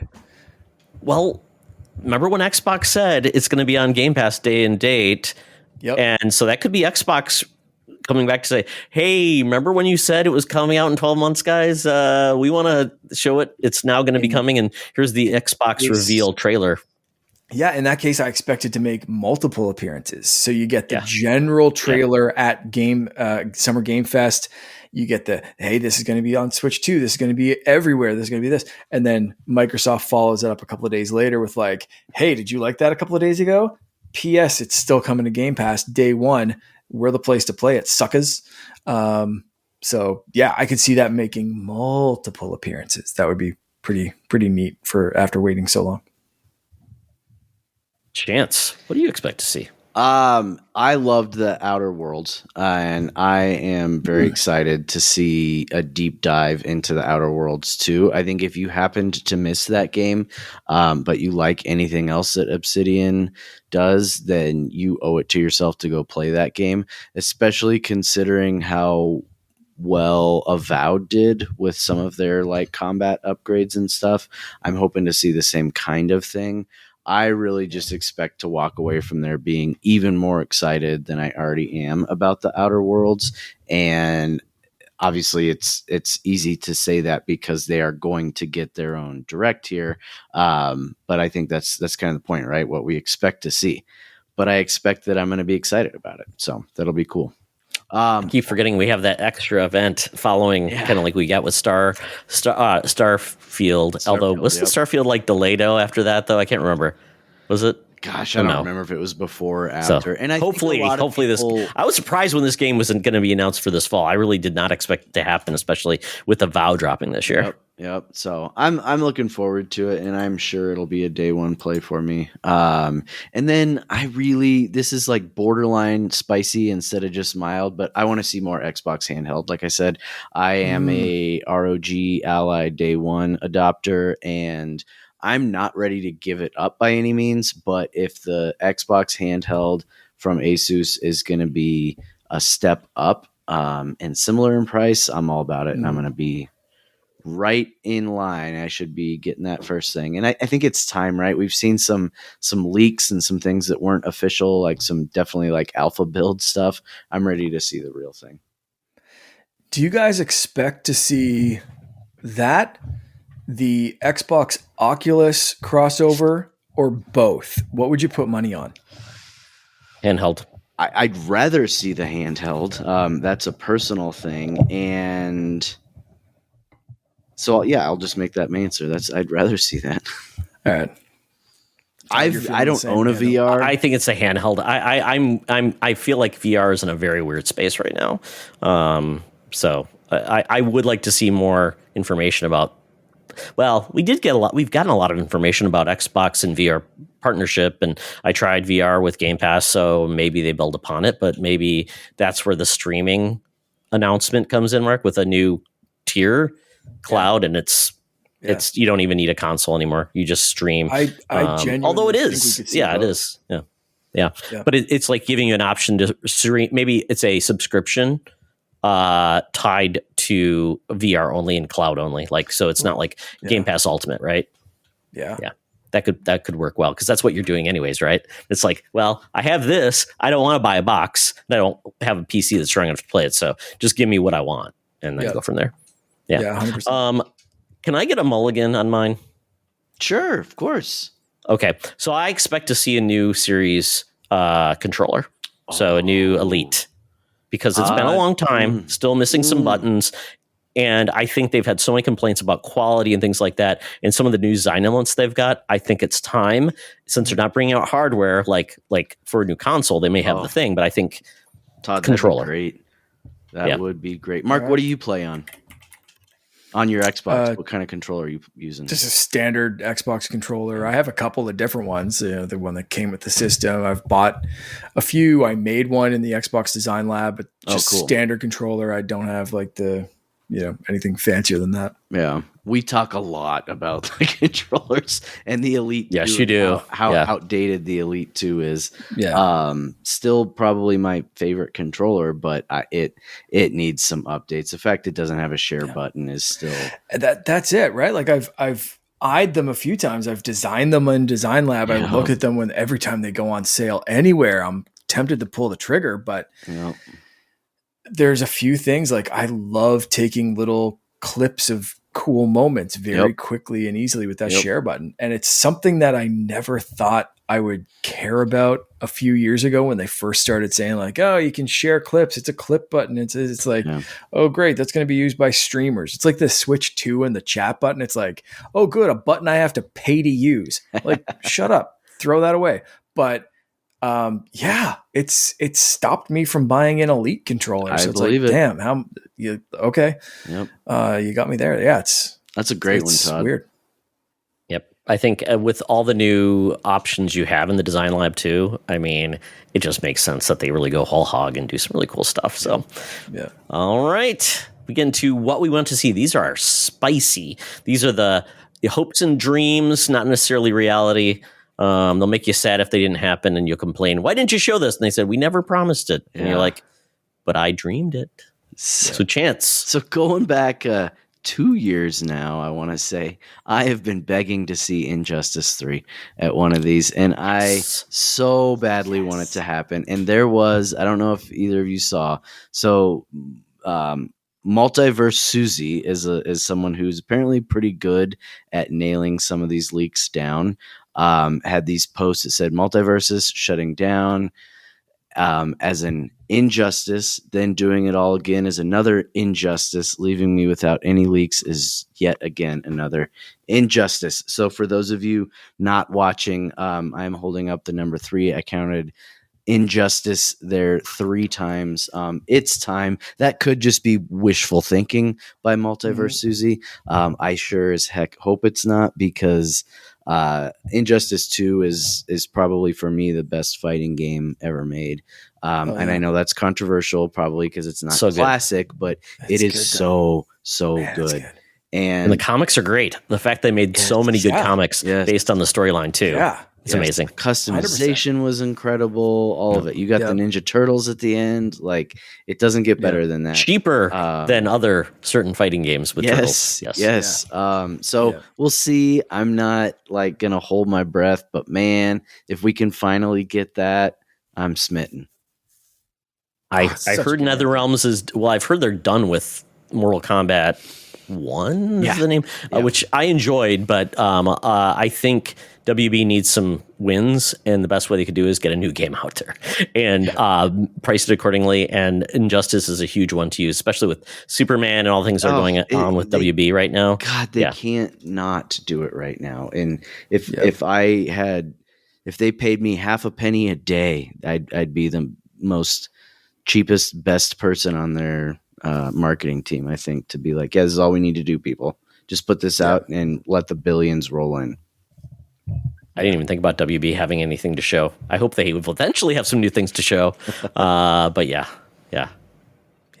All right, Mark, what do you want to see? Unless you have anything else, Chance. That's taking 100% of my spicy take.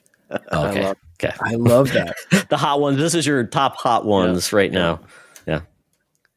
I want to scream Wave Race just to be a jackass, but I'm not going to do You're that. going to get it, Mark, on what is the GameCube Wave Race? You're getting that one. Yeah. Yeah. Blue Storm Blue Storm. Yeah.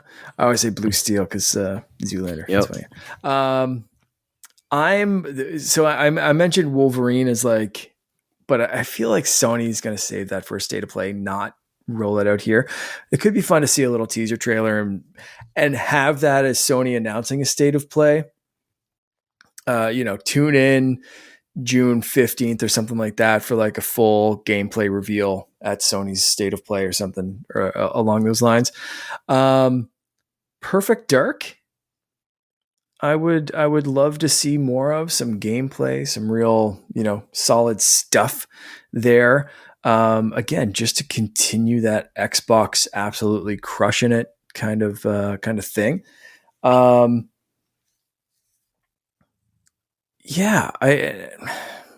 else do I really want? I mentioned Star Wars Zero Company, and that's another one that I'm like, can they show off more? Will they show off more? We'll see. But I think, what are you doing? Hi, what's up? She wants to make a pick. She says, what are you thinking?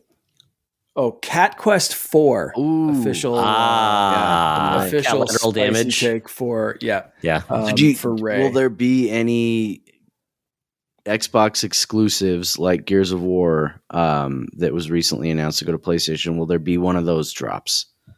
And if so, which would you pick? Another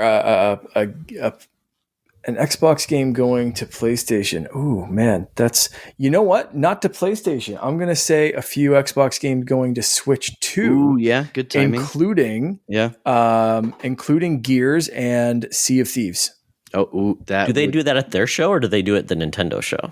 They do that at the Xbox show because they want to control Okay. the message. Yeah. Got it. And that look good that they're showing off to the Switch crowd. Maybe I don't know if that makes I don't think the Xbox fans are mad anymore about it. They're Or just like, I Maybe never they have could- been. I've always been excited Yeah. about it. I'm like, more people And- playing great games. Hell yes. Yeah, and maybe they could not do it at the Xbox show. Maybe they do that for Summer Game Fest and say we'll have more announcements. But for right now, Switch 2 fans are going to get Sea of Thieves Yeah, that'd be a and no-brainer. this other game or whatever. But especially those games that they want the online crowd to be as large as possible. So that's when you announce Switch 2 crossplay across Xbox, PlayStation, Switch. Everyone's going to be jumping into the 7 Seas, play with your crew, enjoy this and that and whatever. And yeah, we've got Gears working on it too. So you're going to be able to team up with your friends across multiple consoles and play this. And maybe that is a Game Fest kind of thing. I could see that, because they don't want to promote other things during the Xbox showcase, but maybe during the showcase they can have more gameplay and sneakily say like, hey, these guys are playing on PC and Switch 2 and but we're playing it on an Xbox during the showcase to kind of show off that like everyone's going to be playing this damn game. Yep. It's not just the people that bought a Series X. yeah. I mean, I will say a lot of third parties have been very quiet about what is coming out on Switch 2 beyond what was shown at the show. So I'm expecting we're going to see a lot of things announced for Switch 2 there now because the Switch will have been out like 4 days. So it's like, it's real and it's now coming. We can tell you now. We don't have to worry about anybody killing us. Same thing with, Xbox showing up and saying, yeah, it's Switch 2. We're all in, baby, because I think that's where it's going to shine. Yeah. And beforehand, like, before the launch, like the launch stuff that Nintendo did, of course Mario Kart World and Donkey Kong are going to take center stage, and everything else is going to get a little bit looked over, and including, they need a couple of those showcases, but are you going to go up against handheld Cyberpunk? Are you going to go up against this? And I think a lot of developers are like, nah, you know what? You already got Cyberpunk in this thing. I'm stepping away. You already got this. I'm stepping away. Yeah. We'll do it ourselves. And this is the time to do it. So Yep. I think past that launch excitement, past that buildup, past the like flurry of information of like us too, like this is a great time for developers to roll out a very strategic message of like, hey, you lucked in your pre-order. You just got this new thing in your hands. Here's some fun for it. Like this is what you want. Yeah, because there's not much announced past like launch. Because right now we know we're getting Donkey Kong in July, but I don't know about third party. We don't know. A lot of indie games haven't been announced for it. I think and then the eShop, obviously. It's going to be interesting how the eShop works, where it'll gate like Switch 1. So like the Switch 1 won't be able to see what's on Switch 2, or maybe they allow it, but like, you can't buy this. It'll be really interesting to see what they show there. So for mine, I'm going to wrap this up unless anybody else any mulligans after I'm done, which is perfectly fine. I'm going big on Capcom. What I want to see. I want to see Onimusha, the new game, get a really cool trailer and then drops this fall because guess what's not there? GTA 6. Yeah. So we're going to get an Onimusha, the Onimusha game, which I'm like, hey, it's happening. And then I'm following up with that. We're getting the new Resident Evil 9 or maybe it's Code Veronica getting announced because they have been very quiet. And it seems like forever since 4 dropped. So I think what I want is probably Resident Evil 9 because it seems like that's where they take chances and they do really cool things. They've done first person. I don't know if they'll stick with first person going forward, but I think it's going to be very exciting because I've loved. It's probably my favorite franchise now. I mean, because they keep existing. All my other franchises, they stopped making games. So like Mass Effect, sorry, when are you going to come back? I don't know. But Resident Evil 9 or maybe get Code Veronica or Zero. I've heard rumors about that where they've kind of not done anything with those games and they had problems. I heard also 5 might be coming, which I enjoyed, but co-op and had problems. 6, that game needs an overhaul. Unless it gets fixed, it's not very good. So that's what I'm expecting from Capcom to come strong with some new games, obviously with Switch 2. that will mean more places to put their games. Which and right now they've had a lot of really bad like stream only games on Switch, which sucks. So I could also see a Switch like versions of or Switch 2 versions of those Resident Evil 7, 8, whatever. So I'm expecting that. And then my last call out, what I want to see. These are all what I want to see, but really this one, I want Banjo-Kazooie to come back by the ukulele team to say, because those are folks who made Banjo. So bring them back. Xbox loves you. They will bring you in because they know they don't want to put their core teams on some of these old franchises. So why not? And it's worked really well. Mm-hmm. Like Oblivion was redone by a different team with some oversight. So do the Nintendo thing. Bring in developers and to be executive producers on those games, but let them cook and give them the Xbox seal approval. So we're going to call it Banjo-Kazooie. I don't know. What would you even call it? What would you guys call the next Banjo game? Banjo-Kazooie. Nuts and bolts. Banjo-Kazooie? Banjo-Kazooie. The new one. Kazooie. Okay. I like that. Love it. Yeah. I love that. I'm not thinking of anything better than that, so we're going with yours. Perfect. Okay. Well, I hope everybody's excited about these shows coming up. It's going to be a good weekend. We start on Friday and Sunday, and then we're rumored to get a state of play in June. And then I'm also hearing potentially Switch will have something, or Nintendo will, because quite honestly, they've got to start talking about their fall and their releases. We've got a Pokemon game, so I think they'll have something to tell you what's coming out this fall and beyond on Switch 2. So, we'll see how that goes. So thank you, Chance, for being on the show after some hijinks with Zencaster. We survived. We got a cat appearance. So much fun. And a little bit of spite out of Mark. So I think we nailed all of the quadrants. Yeah, thanks for having me. I really appreciate it. This is great. Yeah. Yeah, it's so great. I think we've done the full collection of all of the Nerd Chat hosts, so very cool. And then, Chance, you and I will be doing probably a preseason show for Waiver Wire Wizards. So we're all in. Mark, you can come in and talk about the the Calgary Stampede or whatever the team is called, or I don't know. You got a Canadian football team over there? No. Okay. Well, that's okay.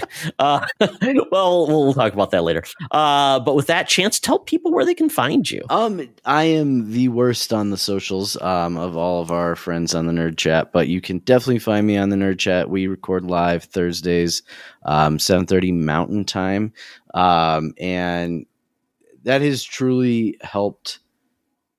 That show has helped me understand what gaming really can be, and that this incredible community of just kind and thoughtful humans that I've met through this whole thing.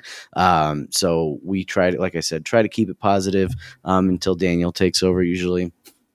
And I loved all the banter that we have back and forth. We're on Blue Sky and all the different places.